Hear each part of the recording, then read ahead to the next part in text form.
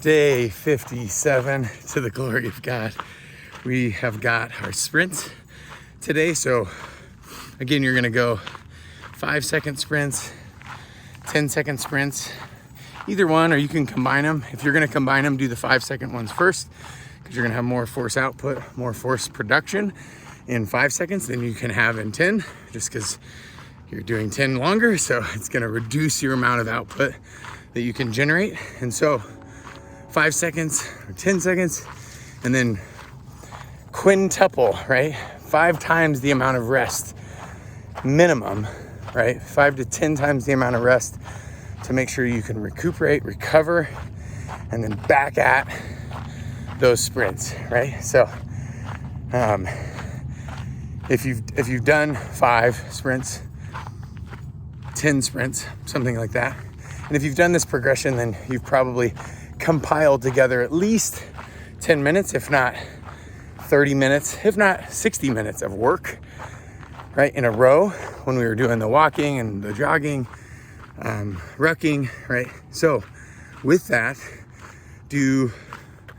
try to do the same amount of total time. So lots of rest in that total time, but same amount of, so if it's 10 minutes, try to do 10 minutes worth of sprint and rests, right? If it's 20 minutes, same thing. 30, same thing. 60, maybe that's a little much. So, or maybe do it, but then just, do 10 times or even 20 times the amount of rest, just because maybe you're not used to sprinting. And always think about it. You'll probably use up the first 10 minutes just warming up. And so think about that. You really want to warm up for a long period of time, because sprinting is all out effort. So high force production, high risk of injury. And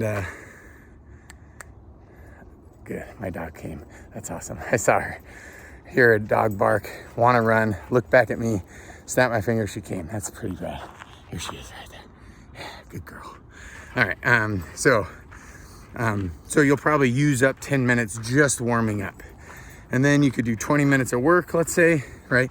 Lots of rest, a little bit of sprinting, maybe 5, 10, 15 sprints, and then do 5 or 10 minutes of cooling down, where you're slowly bringing that heart rate down, walking around, stretching, static stretching. We've done some of that together, or controlled articular rotations. That's another great way of doing it. I love you and I'm praying for you. I'm gonna get after mine.